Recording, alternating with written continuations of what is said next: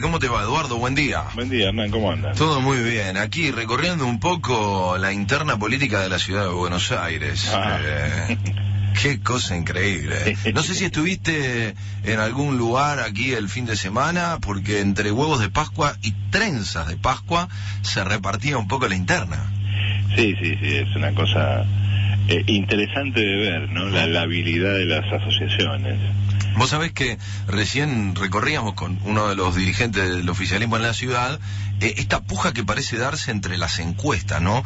¿Cuánto proyectan las encuestas a un candidato y cuánto ya está todo asentado y todo definido, ¿no? Y sí, mira, yo anoche incluso estaba viendo en televisión a C5N, a Navarro, uno de los periodistas oficialistas, sí.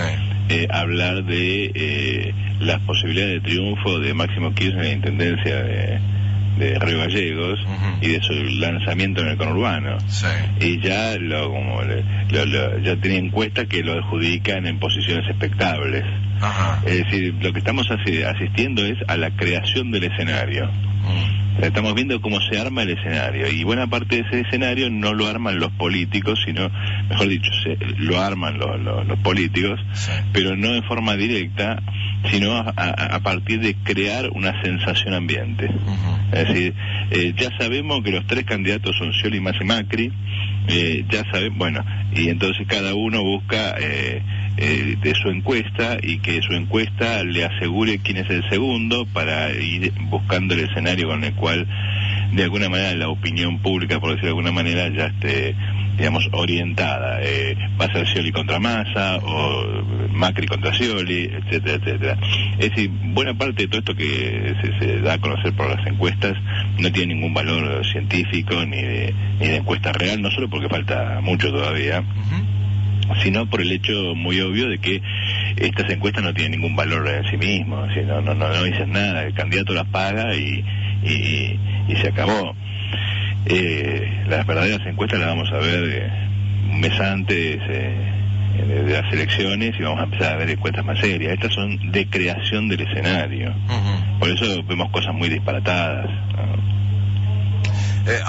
La creación del escenario aquí en la ciudad de Buenos Aires daba, poquito tiempo antes de lanzarse la interna, a una Gabriela Michetti contra la que no podían hacer nada. Y parece que Macri se puso del lado de Horacio Rodríguez Larreta para ser más equilibrada, y ahora aparecen las encuestas que automáticamente lo proyectan a Larreta ganador sin ningún problema. Digo, es como complejo para quienes hasta el 26 lo único que pueden leer son encuestas y operaciones, ¿no? Sí, son todas operaciones de prensa, eso es evidente. De todas maneras, digamos, no habría que descartar sorpresas. Lo que pasa es que estamos muy lejos del escenario final, digamos. Lo que estamos viendo es cómo se arma, como cuando vos llegás a la plaza donde se va a hacer un acto, o a la cancha donde se van a presentar los grupos de rock, y están ahí los plomos llevando los parlantes, atornillando el escenario, poniendo sillas y cosas por el estilo. Estamos en eso. Lo que sí es interesante observar es una serie de características que este sistema político tiene en estos últimos años, que tiene que ver con su inmensa labilidad. Es decir, es un escenario político en el cual puede pasar cualquier cosa en cualquier momento. Es un escenario en el cual cualquiera puede estar con cualquiera, y que se puede recomponer muy fácilmente, e incluso que cualquiera puede influir en la suerte de los otros, porque no hay que olvidarse que las PASO son una forma así como de una especie de primaria medio trucha. Entonces es imposible pensar que el Frente para la Victoria vaya a votar por Michetti para derrotar en la interna Macri, o viceversa. Bueno, eso no es imposible, esas combinaciones se dan todo el tiempo. Lo que pasa es que, si uno piensa cómo se reformó su aparente sistema político, ¿no? El negocio de algunos que ya ni siquiera se conforman a través de partidos, que en la segunda, que uno pueda evitar la segunda vuelta llegando al 40% del electorado, e incluso habiendo una diferencia de 10 puntos, es que esta primaria termina siendo inconsistente, porque si fuera como es en otros países del mundo, donde para no acceder a la segunda vuelta electoral hay que obtener el 51% de los votos, se torna algo más interesante, porque efectivamente uno ve en unas primarias abiertas, simultáneas y obligatorias, una disputa interna de los partidos, después la selección que el electorado hace en la primera vuelta, y en todo caso, y ante la falta de esa, o sea, ante una paridad que está demostrada que no es tal, porque los partidos están muy fraccionados, la segunda vuelta sería organizadora y le daría a quien se elija como ganador un porcentual de votos interesantes. Sí, el tema acá es que es el punto de la ausencia de los partidos. Y la pregunta que hay que hacerse es ¿por qué no hay partidos? Porque vos ves que acá no hay partidos, acá hay figuras, estructuras muy concentradas, de las cuales la estructura nacional es la más poderosa. Pero si vos ves que es el Frente para la Victoria, es un sistema de punteros nacional. Que tiene la ventaja frente a otros, que es el más extenso de todo y que cuenta con los recursos del Estado. Ahí el punto es preguntarse por qué hay una crisis de los partidos y por qué no hay partidos. Hay dos cosas que uno puede rastrear en la historia, aprovechando que nuestra perspectiva trata de hacer eso. A saber, por empezar, la crisis del 2001. Que se vayan todos está detrás de esto. O sea, no hay una desconfianza generalizada del sistema político y una desconfianza generalizada de los partidos en general. Y eso hace que no haya alineamientos estables, es decir, que Cristina pase del 54% al 25% con total tranquilidad, y a los 2 años vuelva al 54%, así que Carrió pase del 18 al 1, no sé cuánto, sí, y vuelva al 20 y pico en la última elección. Es una cosa que es un delirio completo. Capitanich viene a la capital para ser presidente y ahora va a ver si puede pelear la intendencia de Resistencia. Es decir, acá hay un quiebre de sistemas que organizan relaciones sociales, o sea, un quiebre del sistema político que tiene que ver con esta crisis del 2001 que no se resolvió. Pero hay un problema más profundo, que tiene que ver con que finalmente los partidos son expresiones institucionalizadas de intereses sociales. Un partido es eso. Un partido tiene normalmente un programa explícito o no que expresa intereses de alguna fracción de la sociedad o de varias. Lo que estamos observando aquí, como que es el sistema político que tiene su raíz más profunda en la crisis de las estructuras sociales. Cuando vos hablabas de peronismo, bueno, ¿qué era el peronismo? Y básicamente el peronismo era una alianza de sectores de la burguesía industrial y algún sector agrario, normalmente de la burguesía mercado internista, lo que incluía pequeños y medianos industriales, pero también varios grandes, porque dependían del mercado interno, en alianza con el grueso de la clase obrera y del movimiento obrero ocupado. Y esa estructura se mantuvo, empezó a gestarse en la década del 30 y llegó por lo menos hasta la época de Alfonsín. Esa estructura social, ese componente social se mantuvo con variantes más o menos 60 o 70 años. Entonces, normalmente vos eras peronista porque en algún lado de esta alianza estaban tus intereses y peleabas siempre ahí adentro, y podías pelear por este o aquel, pero ahí adentro estabas.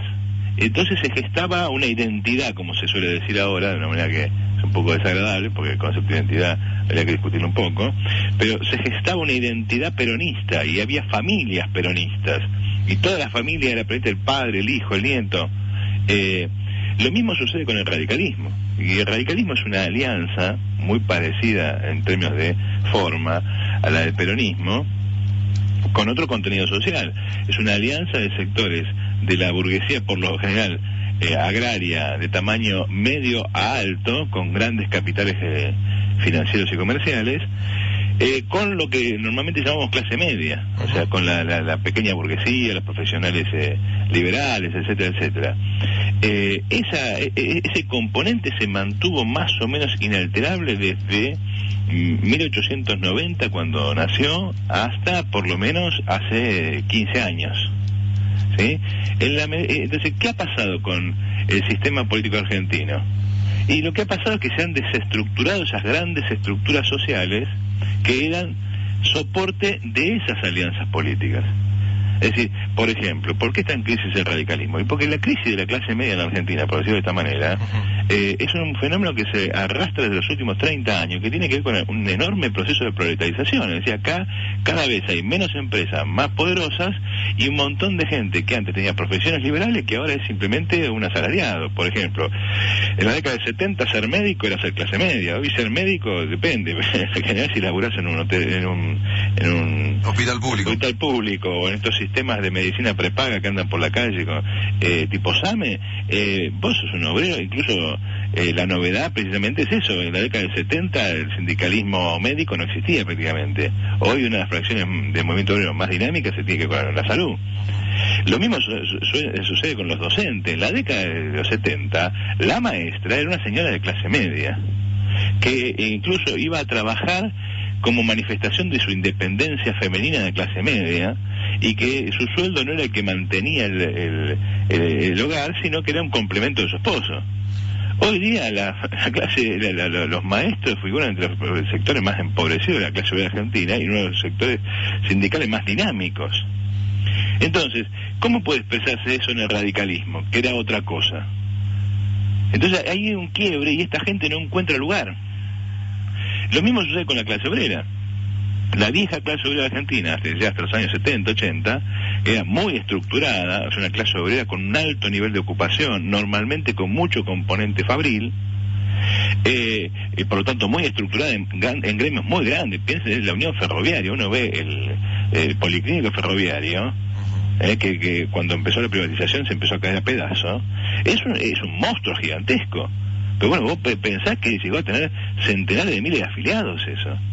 Era un gremio enorme. Sí. Lo mismo podemos ver con otros gremios. Entonces, el resultado de todo eso, ¿qué es? Que con el proceso que ha vivido la Argentina en los últimos 30 años de creación de una población sobrante, es decir, hay menos empresas más poderosas que utilizan menos empleados y por lo tanto tiende a sobrar la población. Hay toda una capa de la clase obrera argentina, eso que normalmente se llama desocupación, la cantidad de gente que vive de planes sociales, que vive de la caridad estatal, etcétera, etcétera.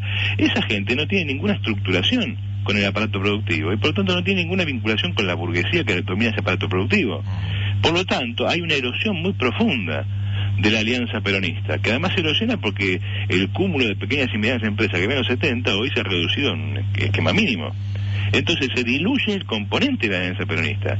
Por eso antes el peronismo era la columna vertebral, como decía Perón, estaban los sindicatos. Hoy la columna vertebral del peronismo son los planes sociales y el manejo de las intendencias. Entonces, buena parte de esa gente se ha quedado sin referente. Y esa ausencia de referente empieza a buscar otros canales. Y como no los encuentra, su respuesta es puramente economicista. Fíjate que cómo varían las elecciones de una manera extremadamente economicista. Es decir, estaba Perón en el gobierno y la masa de la clase obrera votaba por Perón. Lo echaban a Perón, incluso prohibían que Perón se presentara y la masa de la clase obrera seguía votando Perón por el lado que fuere. Con Perón en el gobierno o con Perón fuera del gobierno, no importa. No es una cuestión de plata. Es una cuestión de una relación social atada a un interés más general. En cambio ahora, si al gobierno le va bien, y cuando digo al gobierno ahora me refiero a cualquiera, el gobierno gana. Vos fíjate cómo ganó Cristina, arrasó en las últimas elecciones cuando sacó el 54%, y sin embargo perdió en ciudades, en los lugares más importantes, donde ganó el oficialismo del lugar. La elección de Cristina del 54% fue la elección del oficialismo. Todos los oficialismos ganaron. ¿Por qué? Porque había plata. Y con esa plata los oficialismos, o sea, los estados, estructuran relaciones sociales bajo forma de sistemas punteriles, es decir, te doy a cambio de. Entonces, no hay ninguna identidad que los una. a ese electorado y a ese ¿cómo se llama? Y a ese personaje. No hay ninguna identidad, ningún interés común, simplemente es un acuerdo casi, yo te diría, monetario.